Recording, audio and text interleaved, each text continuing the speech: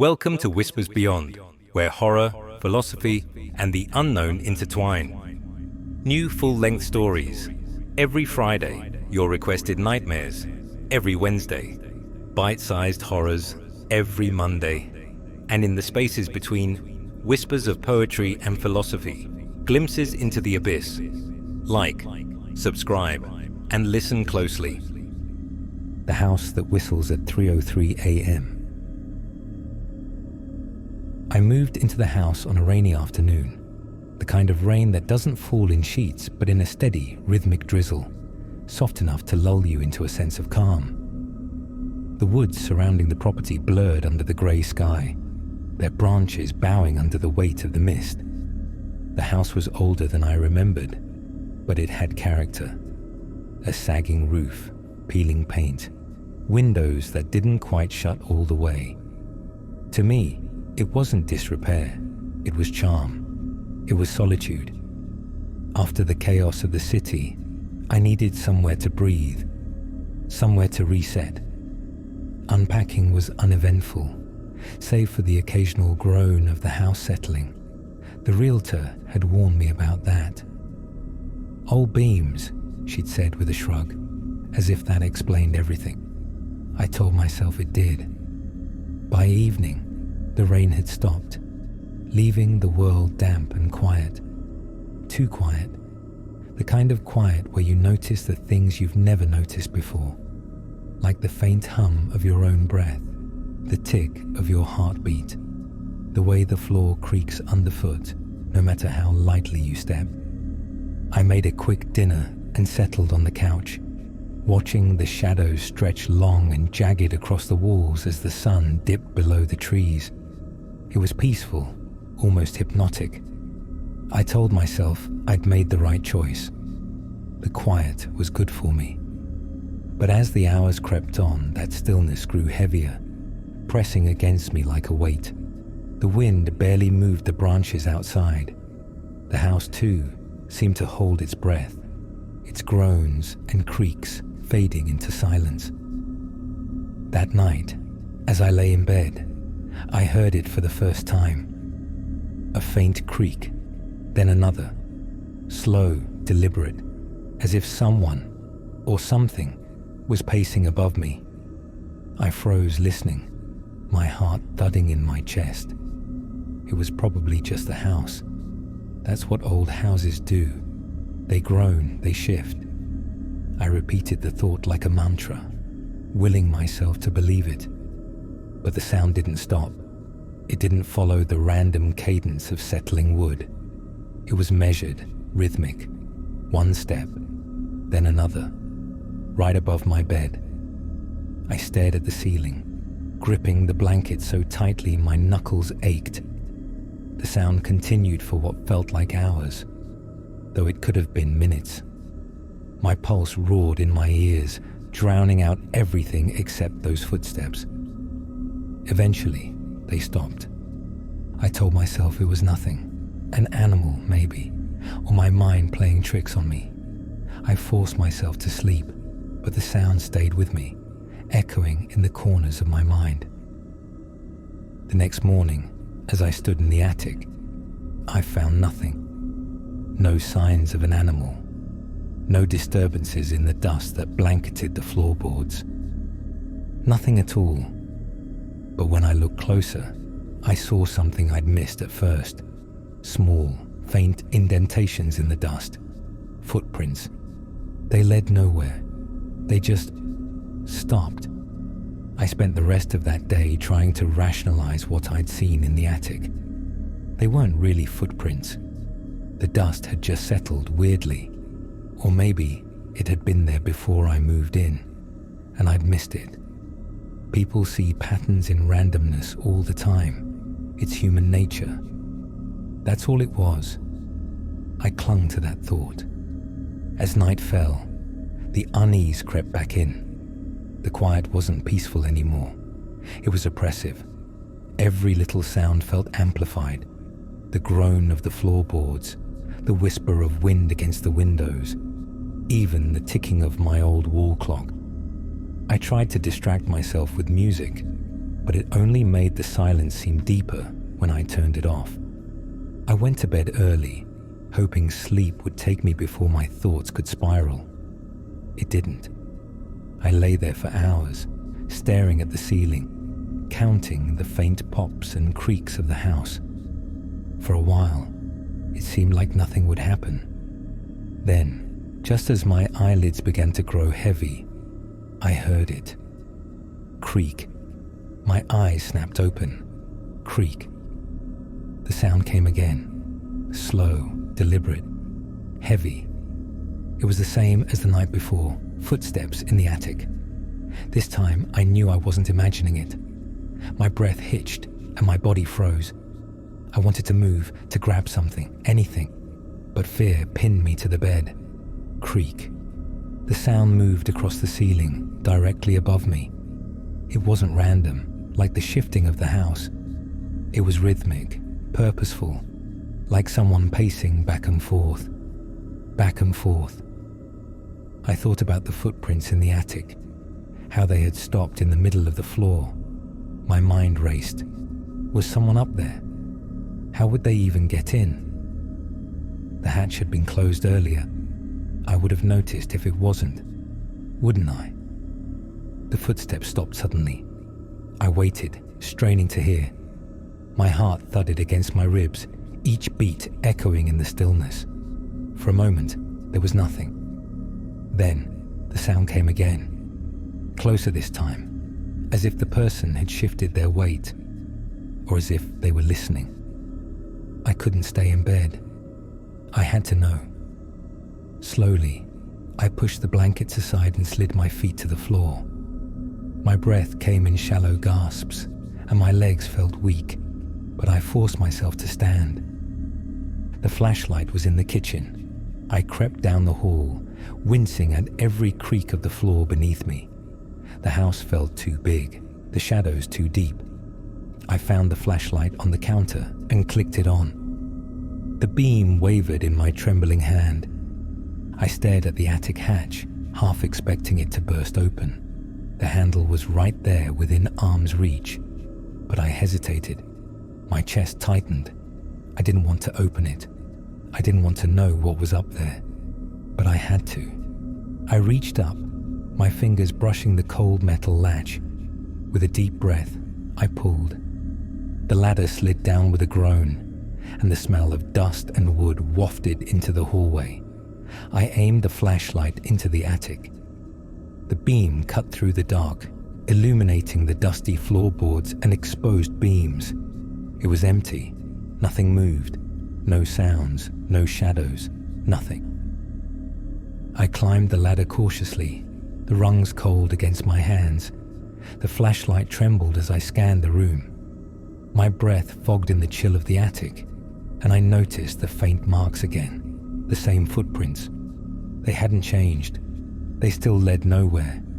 They just stopped in the middle of the room. I stayed there for a long time, staring at the marks and listening to the silence, trying to convince myself it was all in my head. Eventually, I climbed back down and shut the hatch, locking it tight. I went back to bed, but I didn't sleep. I couldn't. I lay there until the first light of dawn, waiting for the creaks to start again. The next day passed in a haze. I told myself I was being ridiculous, that the footsteps in the attic were nothing more than an overactive imagination paired with an old house. But no amount of reasoning could shake the feeling that I wasn't alone here. The weight of the previous night clung to me, a suffocating fog that wouldn't lift. By evening, the unease had grown. The sun dipped below the horizon far too quickly, the shadows in the woods stretching long and thin. As the last light disappeared, I locked every door, checked every window, and turned on every light in the house. It didn't help. As the clock ticked past midnight, I felt the familiar heaviness settle over the house. I couldn't read. I couldn't watch TV. I just sat there, staring at the walls, waiting. For what? I wasn't sure. By 2:30 a.m., I was in bed, lying on my back and staring at the ceiling. My body was tired, but my mind wouldn't stop racing. I kept thinking about the attic, about the footprints, about the sounds that couldn't be explained. And then, at exactly 3:03 a.m., I heard it. At first, I thought it was the wind, a faint, breathy sound drifting through the trees. But as I listened, I realized it wasn't random. It was a tune, a slow, deliberate whistle. The notes rose and fell in a haunting melody, repeating over and over. I sat up, my heart pounding. The sound wasn't coming from inside the house. It was outside, somewhere in the woods. I crept to the window, careful to keep the curtains closed. The whistling grew louder as I approached, weaving its way through the stillness of the night. It was almost beautiful in a way, but there was something wrong about it. Something off. I pressed my ear to the wall, trying to pinpoint the direction. The tune seemed to drift, as if the source was moving. One moment, it sounded distant. The next, it was closer. I felt a chill crawl down my spine. I wanted to look. I wanted to pull back the curtain and see what was out there. But something stopped me. A voice in the back of my mind, faint but insistent. Don't look. Don't look. I backed away from the window, my breath coming in shallow gasps. The whistling continued, unbroken, as though it was waiting for something, or someone. I stayed frozen in place until it finally faded, dissolving into the silence of the woods. Only then did I realize how tightly I'd been gripping the edge of the desk. My hands ached, my knuckles white. I didn't sleep the rest of the night. Every creak, every groan of the house made me flinch. When dawn finally came, it brought no relief. As I stepped outside to get the mail, I froze. The ground was damp from the night's dew, the earth soft enough to hold impressions. There, in the mud just beyond the yard, were footprints. Bare, human. They led from the edge of the woods to the house, then stopped just short of the porch. By the time the sun rose, I was exhausted. My body begged for rest, but my mind wouldn't let me. The footprints outside lingered in my thoughts like a splinter, impossible to ignore. I told myself I should call someone, the police, animal control, anyone. But what would I even say? There's someone whistling in the woods at night. Footprints in the mud. They'd think I was crazy. Maybe I was. The day passed slowly, the quiet of the house a constant weight on my chest. Every so often, I thought I heard something. Small creaks, faint pops in the walls. But I dismissed them. My paranoia was getting the better of me. At dusk, as the shadows began to stretch and meld into the edges of the house, I thought about leaving. Driving into town, maybe staying at a motel until I could think clearly. But the idea of leaving the house felt wrong. Or rather, it felt pointless. The whistling had followed me before. Why wouldn't it follow me again? By the time the clock struck midnight, I was wide awake, pacing the living room with the curtains drawn tight. Every sound made me flinch. The clock ticking in the kitchen, the soft creak of the old floors, the faint hum of the refrigerator. Each noise seemed amplified, a whisper of something unseen. Then came the footsteps. I froze mid-step, every muscle in my body tensing. They started faintly, as they had before, creaking across the attic in slow, deliberate strides. My chest tightened as I strained to listen, hoping, praying, that it was just the house settling. But it wasn't. This time, they moved with purpose. One step, then another. Each heavier than the last, like someone dragging their weight across the floor above me. My legs felt weak, my breath shallow. I wanted to run, to do something, but my body wouldn't listen. Then I noticed something that hadn't happened before. The temperature in the room dropped suddenly, the kind of cold that bites into your skin and settles in your bones. My breath fogged in the air.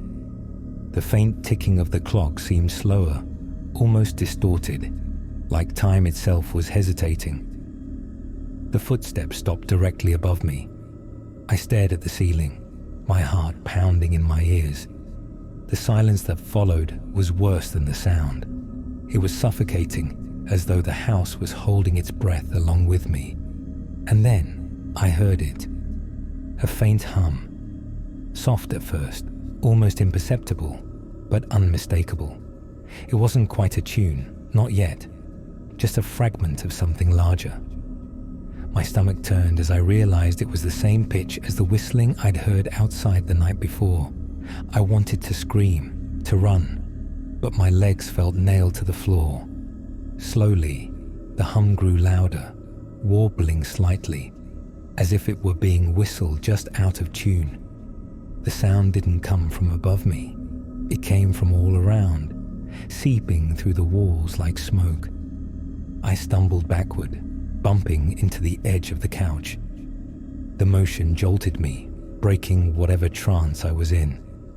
My eyes darted to the attic hatch, still closed tight, and I took a trembling step toward it. The flashlight was still on the counter in the kitchen. If I could just reach it. The humming stopped.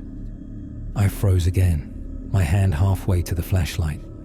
The silence was immediate, sharp, and absolute. I stared at the ceiling, waiting for the footsteps to start again. They didn't.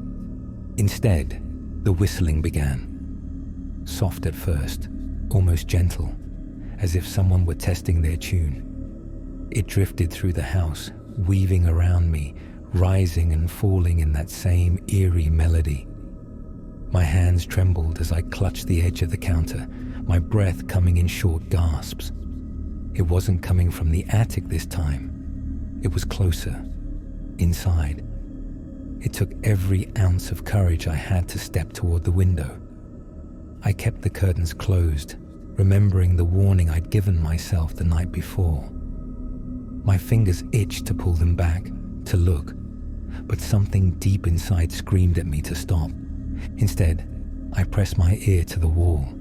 The whistling was clearer now, sharper. It wasn't just outside the house, it was circling it, moving like a predator stalking its prey. The sound grew louder, more insistent, each note slicing through the stillness like a blade. And then it stopped. The silence that followed was heavier than before, a suffocating void that pressed against my chest. I stayed frozen, my ear still against the wall, listening for the sound to return. It didn't, but just as I began to think it was over, there came a new sound, a faint, deliberate creak, coming from the hallway behind me. I didn't sleep that night. I stayed in the kitchen, clutching the flashlight and staring at the hallway where I'd heard that final creak. I didn't have the courage to investigate. The house felt alive, watching me, waiting for me to make a mistake. By the time the first light of dawn crept through the edges of the curtains, I'd made a decision. I needed answers.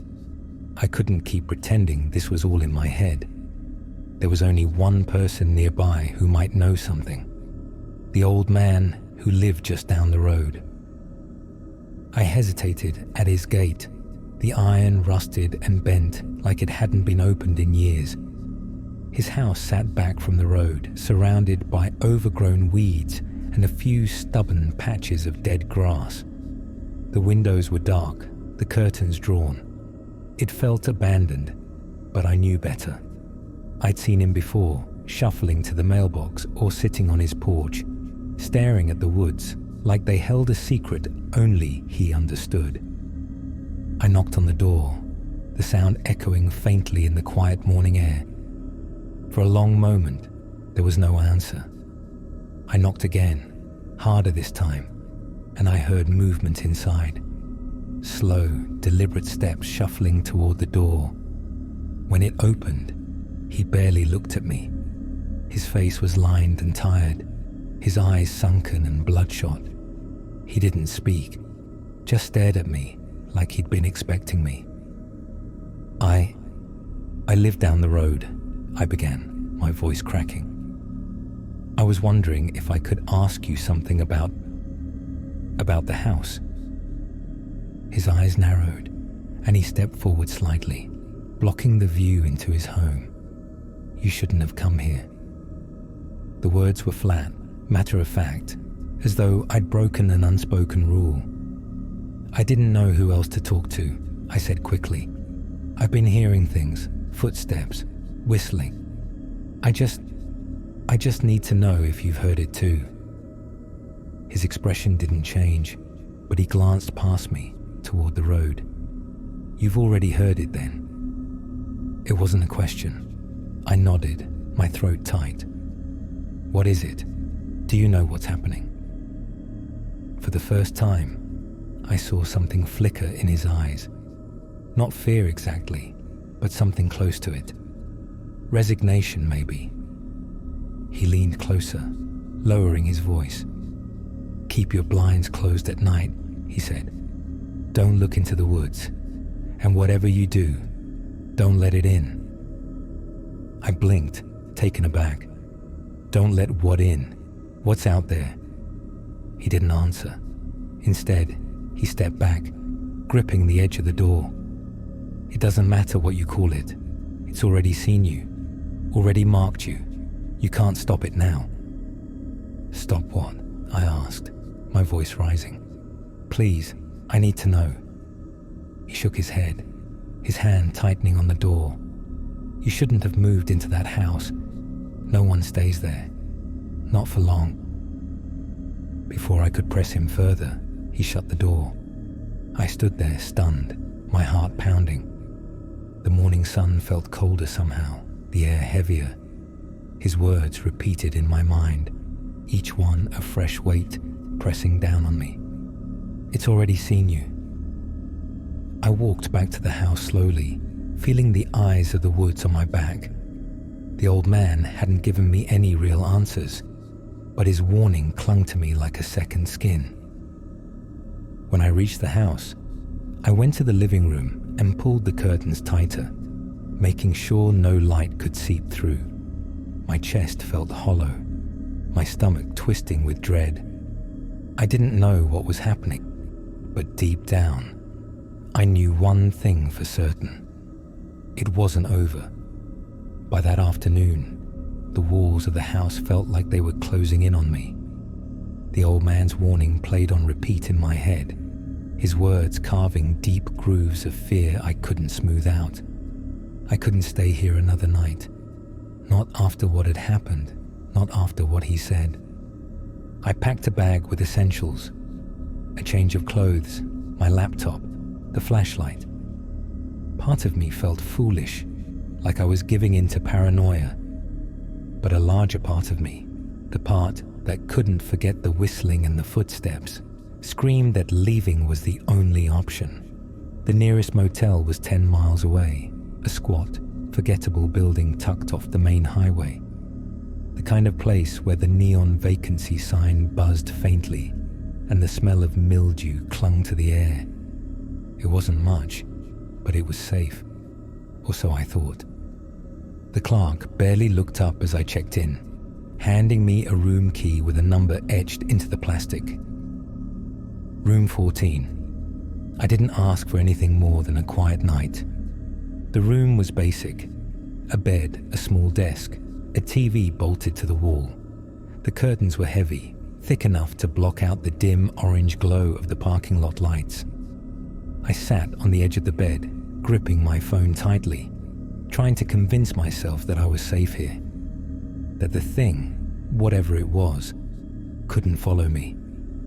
The hours crawled by. I tried watching TV, scrolling aimlessly through my phone, anything to keep my mind busy. But as the night deepened, a familiar weight settled in my chest. That same oppressive silence I'd felt in the house. The air felt thick, clinging to my skin like static. I kept glancing at the clock. 2:30, 2:45, 2:58. When 3:03 came, I knew it before I even looked. The sound was faint at first, a distant thread of melody weaving its way through the quiet. My breath caught in my throat. I sat frozen, the motel room suddenly too small, too exposed. The whistling. It was here. I clutched the blanket, my pulse hammering in my ears. The tune was the same, haunting, deliberate, each note lingering just a moment too long. It didn't come from inside the room, but I could feel it pressing against the walls, seeping through the cracks. For a moment, I thought about pulling back the curtain. No, I told myself. The old man's warning was clear. Don't look. I forced myself to stay still, gripping the bed frame so hard my fingers ached. The whistling grew louder, circling the room, like it was searching for something, searching for me. I wanted to scream, to run, but where would I go? The sound felt alive, as though it could follow me no matter where I went. The tune twisted slightly, faltering, like a laugh trapped in a melody. And then, just as suddenly as it started, it stopped. The silence was worse. It hung in the room like a lead weight, pressing into every corner. I stared at the clock, watching the seconds tick by. 3:04, 3:05. Nothing moved, nothing sounded. I didn't sleep. I sat on the edge of the bed until dawn, waiting for the whistling to return. But it didn't. Not here, at least. When the sun finally rose, I gathered my things and left. The clerk didn't even glance up as I handed back the key. I thought about telling someone, about the sound, the thing that followed me, but the words stuck in my throat. What could I say that didn't make me sound insane? Driving back to the house felt like walking willingly into a trap, but there was no escaping it. Whatever this was, it wasn't going to stop. It wasn't going to leave me alone. When I pulled into the driveway, I sat in the car for a long time, staring at the house. The curtains were still drawn tight, the windows blank and empty. It looked ordinary, harmless, but I knew better. The house greeted me with silence as I stepped through the door, the weight of the air pressing down on me like a physical force. I dropped my bag by the door, my fingers still trembling from gripping the steering wheel for the entire drive. My thoughts spun like a storm. The neighbor's warning, the whistling at the motel, the way the thing seemed to follow me no matter where I went. The curtains were still drawn tight, just as I'd left them. I checked every lock, every door, every window. I even climbed into the attic, heart pounding, to make sure the hatch was still secure. It was. The space was as empty as ever, save for the faint footprints that hadn't moved since I first saw them. But it didn't matter. The house didn't feel safe anymore. It felt like I was walking into something alive, something that was holding its breath, waiting for me to slip. I tried to distract myself. I turned on the TV, made tea, anything to fill the void of silence. But every sound, the click of the stove, the hum of the fridge, felt like it was out of place, like it didn't belong here. By midnight, the air felt wrong again. Too still, too cold. I kept glancing at the clock, dreading the inevitable. My hands were clammy, and my stomach churned with a sickening mix of fear and anticipation. At 2:50 a.m., the first sound came. Creak. My head snapped toward the ceiling. It wasn't a groan or a pop from the old beams. It was deliberate, measured. Another creak, then another. The footsteps had returned, heavier now, each one reverberating through the house like a heartbeat. I grabbed the flashlight and moved to the center of the living room, my eyes locked on the ceiling. The footsteps stopped directly above me, and for a moment, everything was still. Then came the whistling. It started faintly, almost imperceptible, but I recognized the melody immediately. That same haunting tune, rising and falling in uneven notes, weaving its way through the walls. It wasn't coming from the attic this time. It was outside. I froze, gripping the flashlight so tightly my knuckles turned white. The sound grew louder, circling the house, slow and deliberate. I crept toward the window, stopping just short of the curtain. My breath fogged in the cold air, and my pulse thundered in my ears. "Keep your blinds closed at night." The neighbor's warning echoed in my head, and my fingers hovered inches from the fabric. The whistling paused, then started again. Closer now. It was right outside the window. I backed away, my heart hammering. The sound moved to the front door, then the side of the house, each note stretching like it was being dragged through the air. It wasn't just circling anymore. It was searching. Suddenly the footsteps resumed. They moved quickly now, crossing the attic in sharp, uneven strides. The whistling swelled in response, the two sounds overlapping in a dissonant rhythm. My head spun as I realized what was happening. The footsteps were descending. The attic hatch creaked open. I stumbled backward, tripping over the edge of the coffee table and falling to the floor. The flashlight rolled from my hand, casting jagged beams of light across the room. The hatch creaked again, louder this time, and I heard the faint scrape of something sliding down the ladder. I crawled toward the kitchen, my palms slick with sweat, my breath coming in shallow gasps. The whistling grew louder, more distorted, the melody twisting and bending like a broken record. I slammed the kitchen door shut and locked it, pressing my back against the cool wood. Then the whistling stopped. The silence was deafening, heavier than anything I'd felt before. I strained to listen, every muscle in my body rigid. My hand fumbled for the flashlight, its beam flickering weakly as I scanned the dark corners of the room. A single, deliberate creak sounded behind me. I froze, the flashlight slipping from my hand and clattering to the floor. My chest tightened as the air grew colder, the weight of something unseen pressing against my back. I didn't dare move, didn't dare breathe. Then, faintly, barely more than a whisper, came the sound of the whistling, right behind my ear. The sound of the whistle, so close I could feel it in my bones, paralyzed me. It wasn't just a sound anymore. It was something alive, wrapping itself around me, sinking into my mind. My breath hitched, and I clenched my fists, the only part of me I could move. My body refused to obey, every muscle locked in a primal terror I couldn't fight. And then it stopped.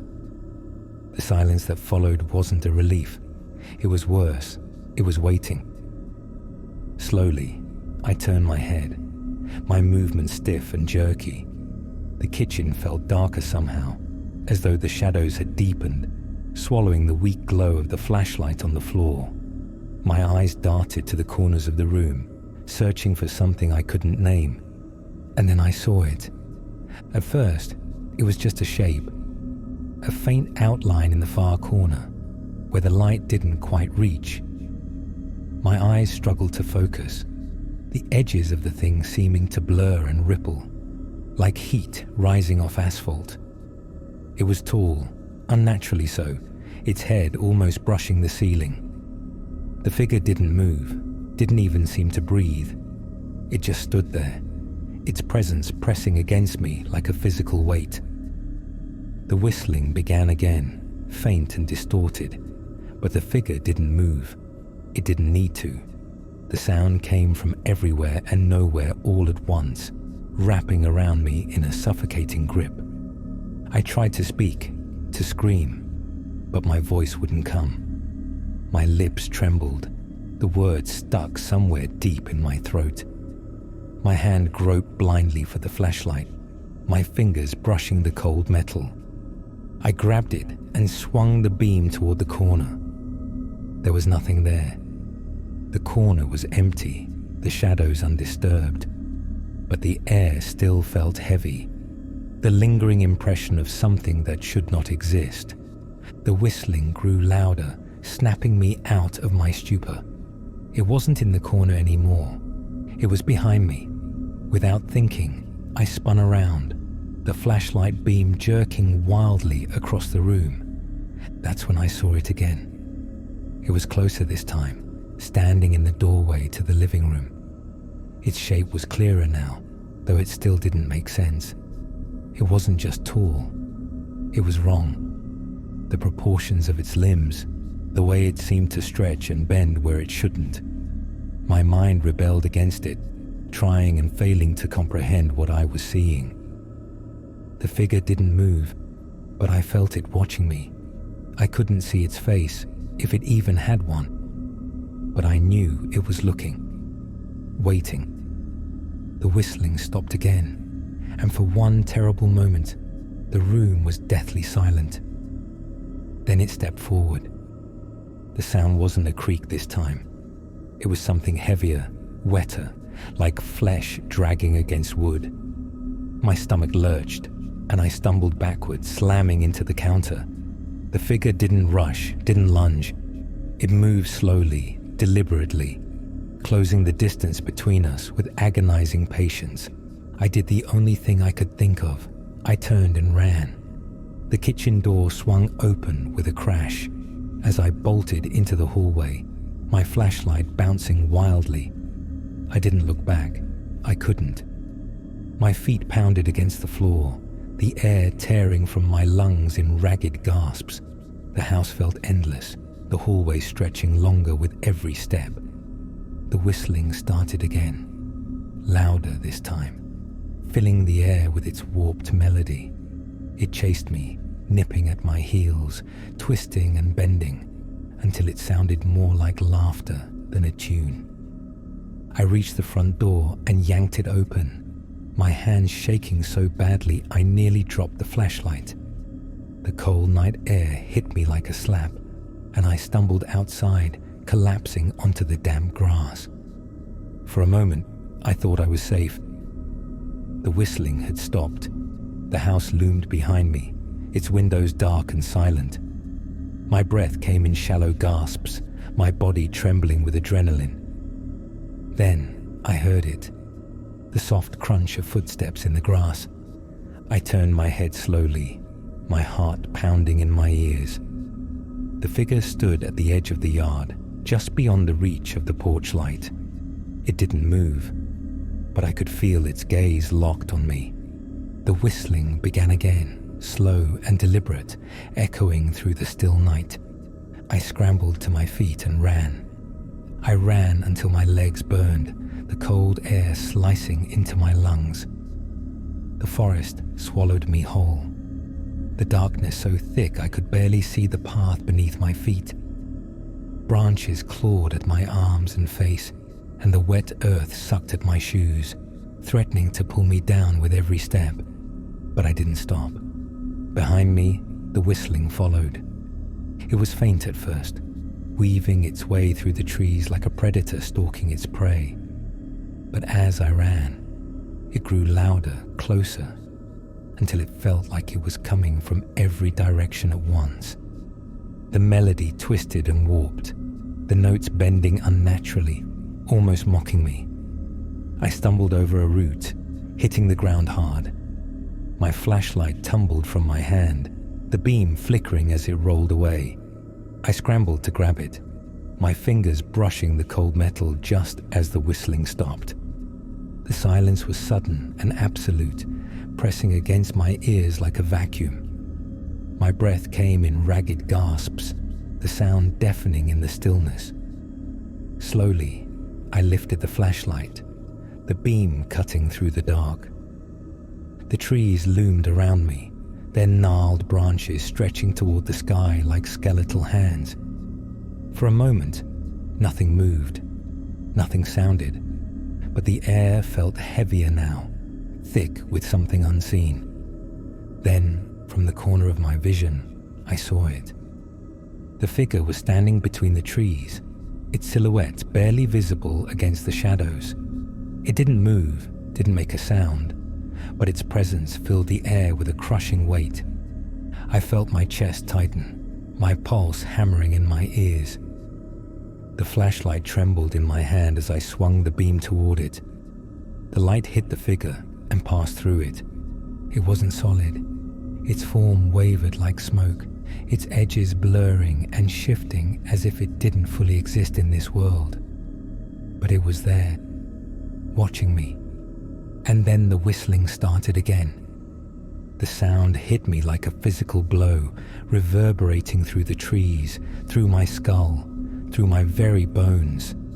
It was louder now, more aggressive, the melody unraveling into something chaotic and maddening. I clamped my hands over my ears, but it didn't help. The sound was inside me. I stumbled backward, tripping over my own feet and falling hard onto the wet ground. The figure didn't move, but the air around it seemed to ripple, distorting the trees like a heat wave. The whistling grew louder still, each note sharp and jagged, cutting into my mind like glass. My vision blurred, tears streaming down my face as I scrambled to my feet. I couldn't stay here.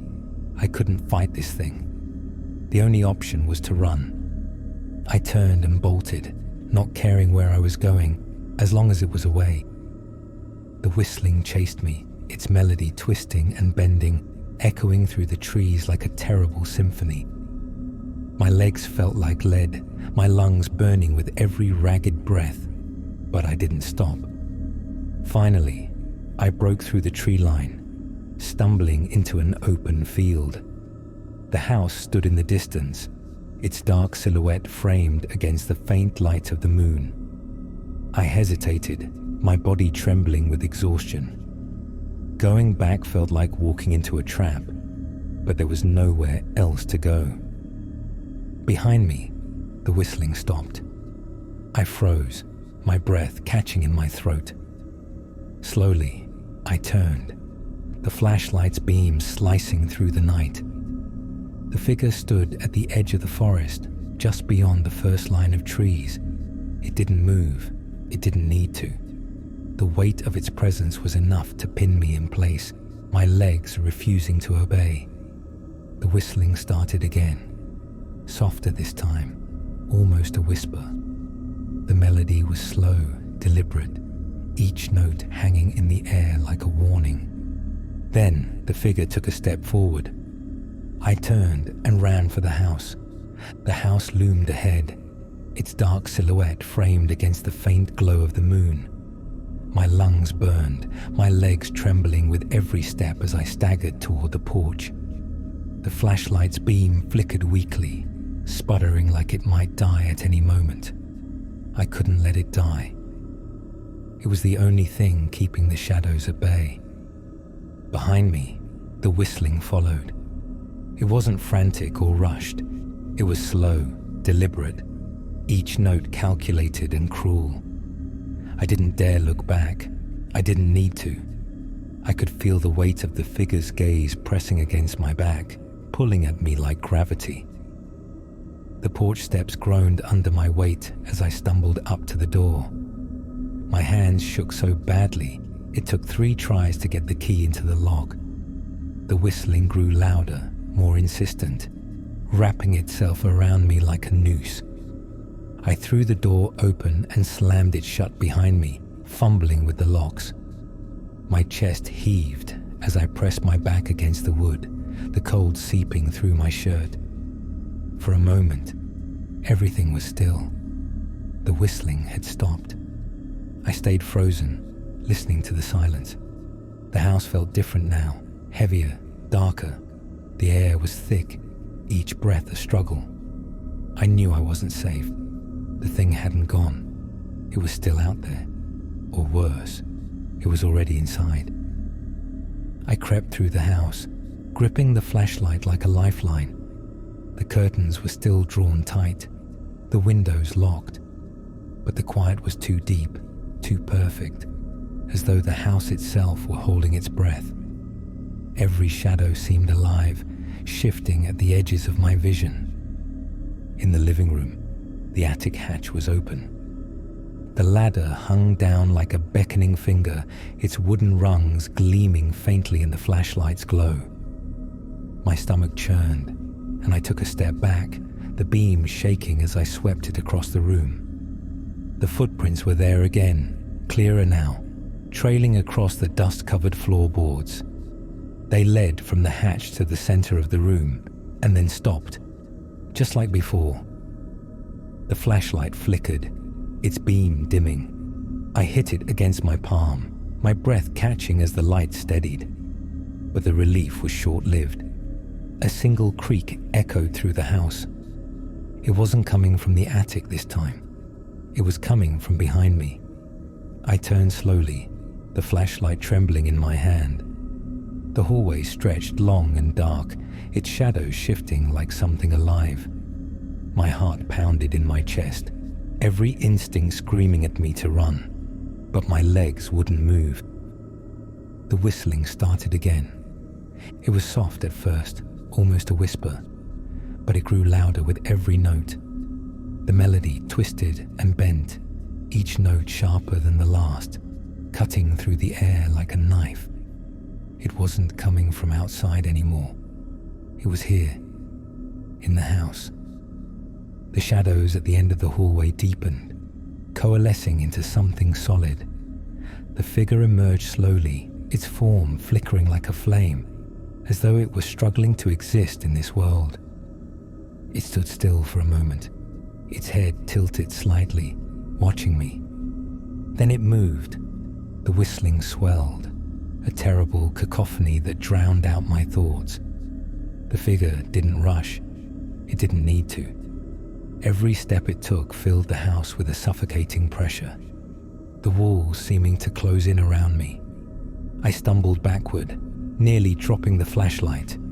My back hit the wall, and I froze, my breath coming in shallow gasps. The figure stopped a few feet away, its form flickering and shifting, as though it were made of smoke and shadow. The whistling stopped abruptly, leaving a silence so deep it felt like the world had ended. The figure tilted its head again, the movement slow and deliberate. I couldn't move. I couldn't breathe. My body was no longer my own.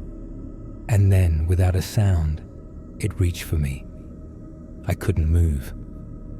The figure's hand, or what passed for a hand, hovered just inches from my chest. It wasn't flesh. It wasn't solid. It was an absence, a void that seemed to draw the air and light into itself. My heart pounded against my ribs, each beat a frantic, futile protest. The room grew colder, the walls pressing in, the ceiling lowering. The figure loomed, its shadow stretching unnaturally, consuming the space around it. My vision blurred, my breath catching in my throat as I felt the pull of its presence. It wasn't just reaching for me, it was reaching through me.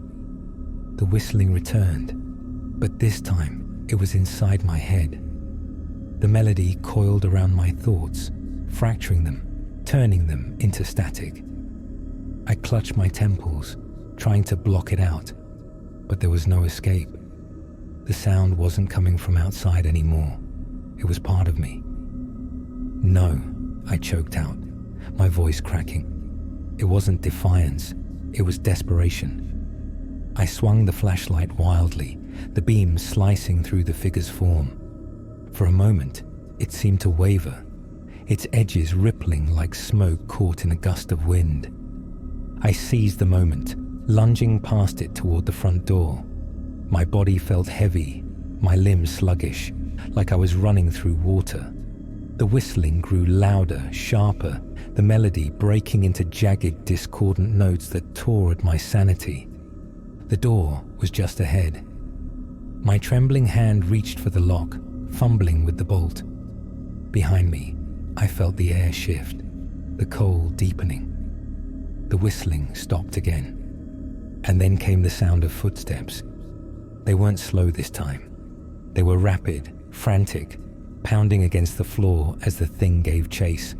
I screamed, wrenching the door open and stumbling onto the porch.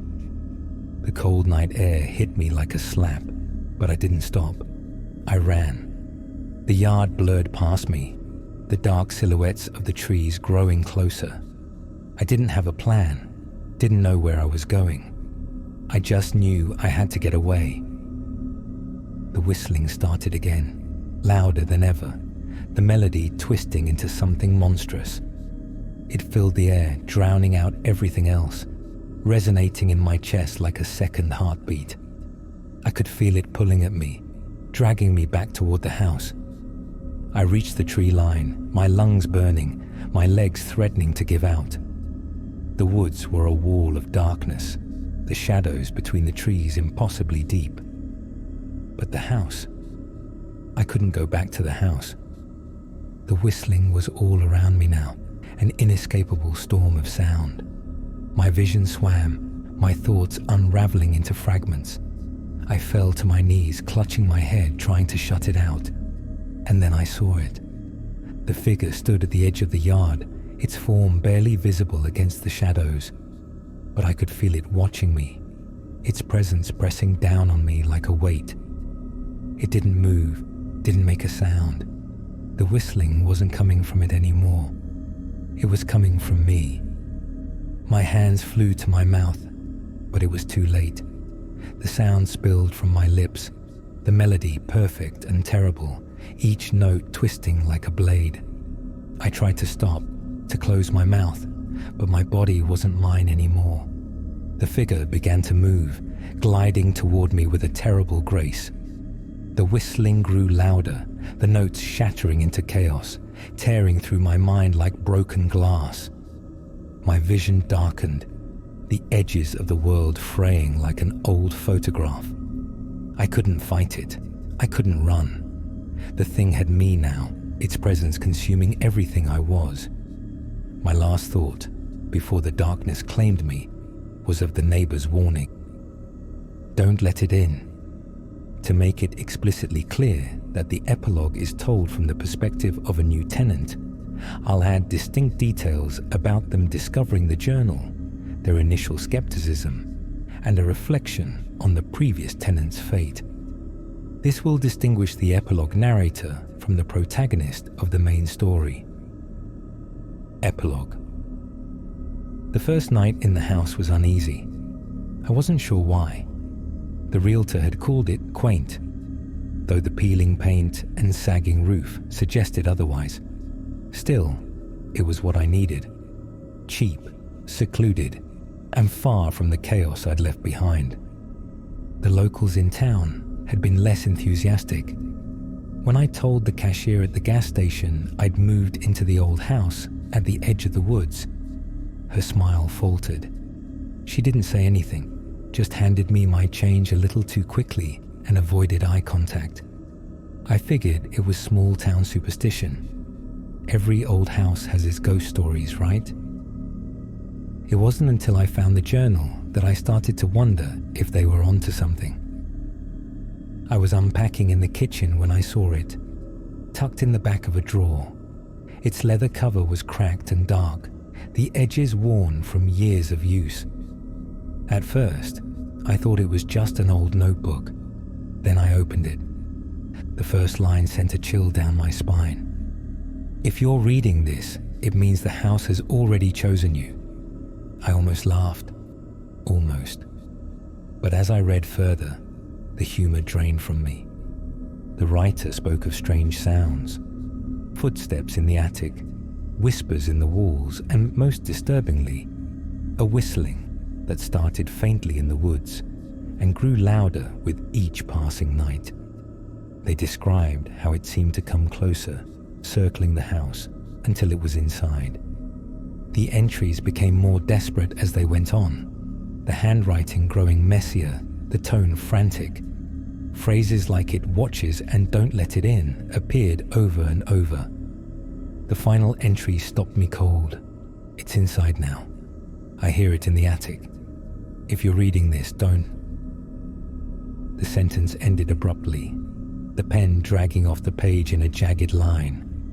I closed the journal and shoved it back into the drawer, telling myself it was just a story.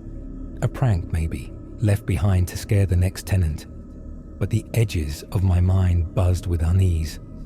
The words felt too raw, too real. That night I lay in bed, staring at the ceiling.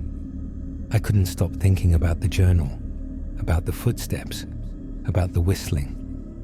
At exactly 3:03 a.m., I heard it.